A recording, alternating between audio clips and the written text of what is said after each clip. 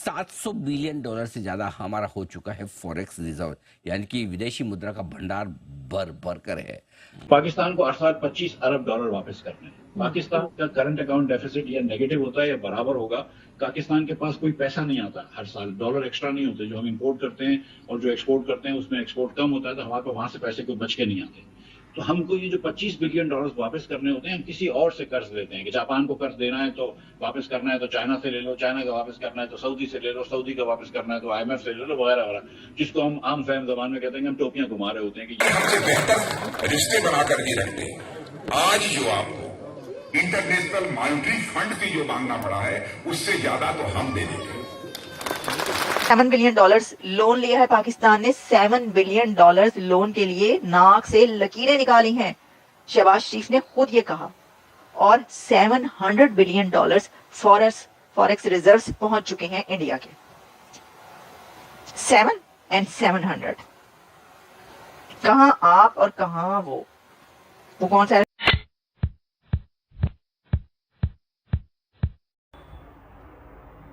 Hello, नमस्ते, जय Hind. India funny bones के एक नए वीडियो में आपका स्वागत है।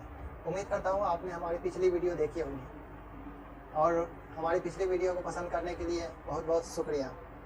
तो आज का टॉपिक है कि भारत का फॉरेक्स रिजर्व, जो कि विदेशी मुद्रा भंडार होता है, वो भारत में $700 बिलियन के पार हो चुका है और पाकिस्तान में ये ना के बराबर है, 600 मिलियन के आसपास है।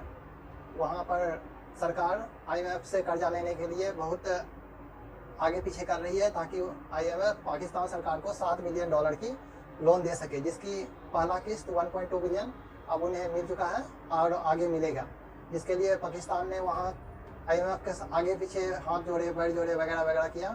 और इस वीडियो में हम उसी का तुलना कर रहे हैं कि भारत में अगले मार्च तक $750 बिलियन फॉरेक्स रिजर्व हो रहा है और पाकिस्तान कर्जा लेने जा रहा है $7 बिलियन का। सोचिए ये कितना अंतर है, भारत पाकिस्तान में कितना अंतर है। आइए इस वीडियो को देखते हैं और अंत में बात करते हैं। अस्सलाम वालेकुम। प्रोग्राम खबर के साथ मैं हूं मारिया मेमन। हुकूमत की सांस में सांस आई होगी क्योंकि अब से थोड़ी देर पहले खबर ये आई है कि IMF ने पाकिस्तान का $7 अरब का बेल आउट पैकेज जो है उसको अप्रूव कर दिया। कुछ परेशान में ये काफी मुश्किल प्रोग्राम, अगर मैं गालिबन ये चौथा IMF का प्रोग्राम कवर कर रहा हूँ अपने प्रोफेशनल कैरियर में, and this is probably the most difficult program जो पाकिस्तान ने एग्री किया। उसकी वजह ये है कि हम प्रोग्राम्स ले लेते हैं और उसके ऊपर अमल दरामद नहीं करते, फिर और ज्यादा जो माजी की चीजें बच जाती है वो अगले प्रोग्राम में IMF ने शामिल करना शुरू कर दी है मार्केट में। और उसमें उन्होंने ये जानकारी दी कि 27 सितंबर तक फॉरेक्स रिजर्व जो है भारत का वो $704 बिलियन पर पहुंच चुका है और भारत ये मुकाम हासिल करने वाला अब चौथा देश बन चुका है। इसमें चाइना, जापान और स्विट्जरलैंड है। उसके बाद अब चौथा नंबर जो आ चुका है वर्ल्ड इकोनॉमी में वो भारत का आ चुका है।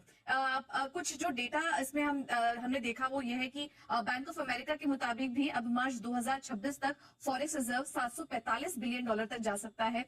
भारत के हाथ ऐसी उपलब्धि लगी है जो अमेरिका के पास भी नहीं है। दरअसल हमारे देश का विदेशी मुद्रा भंडार पहली बार $700 अरब के पार पहुंच गया है। इसकी जानकारी खुद रिजर्व बैंक ऑफ इंडिया ने दी।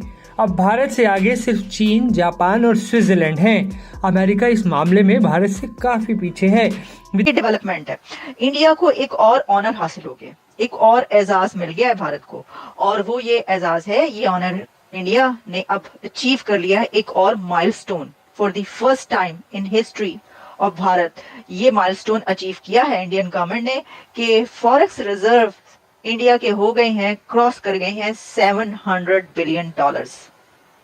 This is big achievement and this is big jump जो इंडिया ने लगाई है। $700 बिलियन यानी $705 बिलियन के करीब है। और ये देख रहे हैं, तो देखिए जहां पाकिस्तान में क्या चल रहा है, ऐसा प्रोटेस्ट गली गली, सड़क सड़क, हर जगह, सुबह सुबह, चौक चौक, मतलब कोई भी जगह ले लें यहाँ पे प्रोटेस्ट ना हो रहा हो। काफिले पहुंच रहे हैं, कॉन्वॉय निकल रहे हैं, वो तो लगता है फेस्टिवल हो रहा है। इधर ना गलती तुसी सही की थी। वो कह रहे $7 बिलियन लोन लिया है पाकिस्तान ने। $7 बिलियन लोन के लिए नाक से लकीरें निकाली हैं, शहबाज शरीफ ने खुद ये कहा। और $700 बिलियन फॉरेक्स रिजर्व्स पहुंच चुके हैं इंडिया के। 7 and 700, कहां आप और कहां वो कौन सा है? इंडिया के साथ हमने मुकाबला तो हमारा बड़ा जबरदस्त है, हर जगह के ऊपर हम मुकाबला करना चाहते हैं, करना भी है। इंडिया के मुकाबले 2% है। नहीं, दोबारा कैलकुलेशन कर रहा सर, 2% बड़ा अंदाज है। तो वो आटे में, वो क्या कहते हैं, आटे में नमक तो बड़ी दूर की बात है, ये मिसाल भी हम नहीं दे सकते जनाब। पहला ये जो बैरूनी अदायगियों का दबाव पाकिस्तान के ऊपर था, क्या उसमें कुछ हमें लग रहा है गुंजाइश मिलेगी, उसमें कोई फर्क पड़ेगा? देखिए, ये अगर आप कहने कि इस प्रोग्राम की सबसे बड़ी कमजोरी क्या है, इस प्रोग्राम की सबसे बड़ी कमजोरी ये है कि जो पाकिस्तान की इकोनॉमी का जो कोर इशू है, जिसकी वजह से पाकिस्तान IMF के प्रोग्राम में बार बार जा रहा है, कि उसके पास जो गैर मुल्की ज़रमाबादा के ज़खायर है वो नहीं है, और जो कर्जे हैं वो इस वक्त आपके जो गैर मुल्की ज़रमाबादा के ज़खायर, उनकी जो अदायगियां करनी है 1 साल के अंदर, वो 2 गुना से भी ज्यादा। अगर हम $9.5 अरब के रिजर्व के ऊपर आज बैठे हुए हैं, तो सिर्फ इस माली साल में पाकिस्तान ने $26.3 अरब के गैर मुल्की कर्जे वापस करने हैं, जो खुद अली परवेज मलिक साहब फरमा चुके हैं कि अगले 4 साल में हमने कम से कम $100 अरब के वापस करने हैं।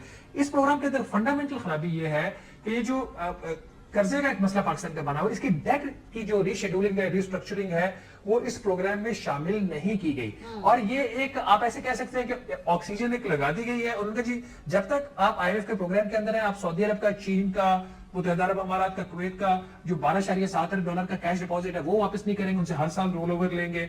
उसके साथ कोई $4 अरब के कमर्शियल लोन्स है चाइना के, उसका रोल ओवर शामिल है, फिर कुछ इजाफी फाइनेंस की शामिल है। तो ये जो इनकी एक अरेंजमेंट है इस IMF की, और जिसको IMF जिस तरीके से पाकिस्तान के कर्ज को सस्टेनेबल अभी भी करार दे रहा है, वो सिर्फ यही है कि आपने जिनका कर्जा वापस करना है बायलैटरल वो मत करें, उसको रोल ओवर करवाते रहे, तो आपका डेट सस्टेनेबल हो जाएगा। जिस दिन उस मुल्क ने, कल सऊदी अरबिया कहता है, ये चीन कहता है, ये UAE कहता है मुझे अपना पैसा वापस चाहिए, मैं 1 साल के बाद आपको एक्सटेंड नहीं करूंगा, तो पाकिस्तान की जो डेट है IMF की नजर में अनसस्टेनेबल हो जाएगा।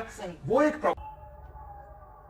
जैसा कि आपने सुना पाकिस्तानी मीडिया के द्वारा कि पाकिस्तान सरकार अपने पुराने कर्जों की अदायगी नहीं कर पाती है, और इसके लिए वह नए कर्ज लेती हैं। अपने पुराने कर्जों को चुकाने के लिए पाकिस्तान सरकार UAE से, सऊदी अरब से, चाइना से, अलग अलग जगहों से नए कर्ज लेती है, ताकि वो अपने पुराने कर्जों की अदायगी कर सके। सोचिए, ये हालत हो गई है वहाँ की सरकार की। और आगे देखते हैं।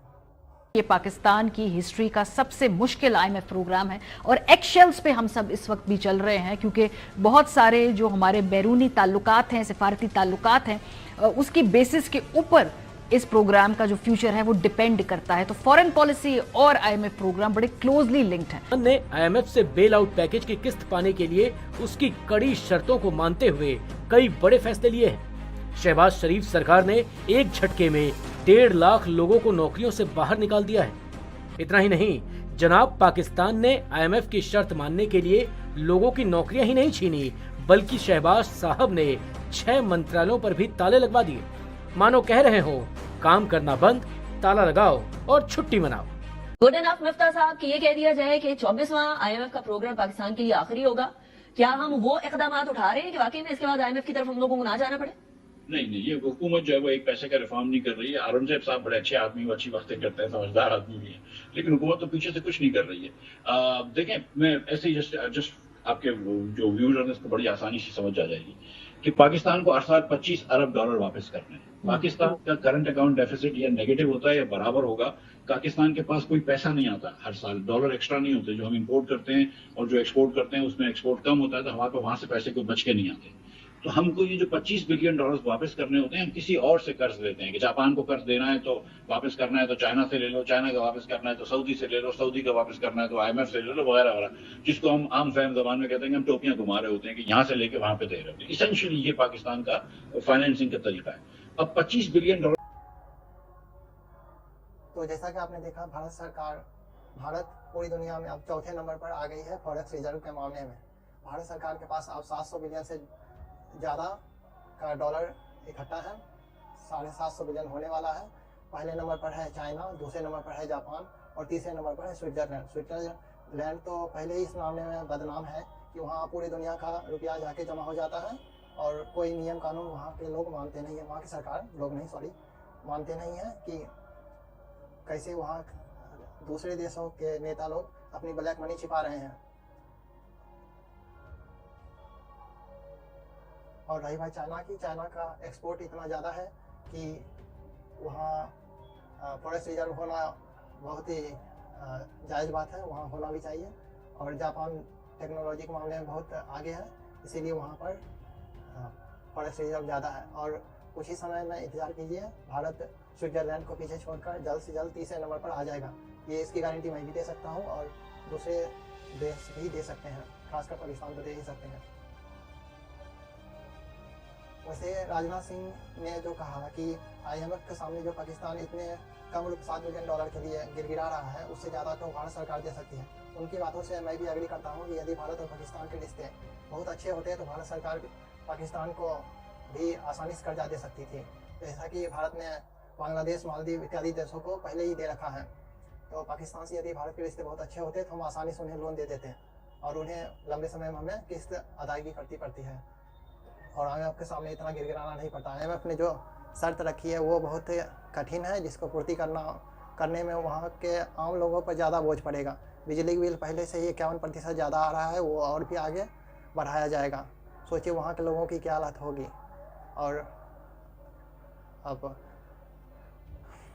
अब अंत में यही कहना चाहूँगा कि यदि वीडियो आपको अच्छी लग रही है तो लाइक, सब्सक्राइब और शेयर करें, ज़रूर से ज़रूर करें। जय हिंद, नमस्ते, धन्यवाद।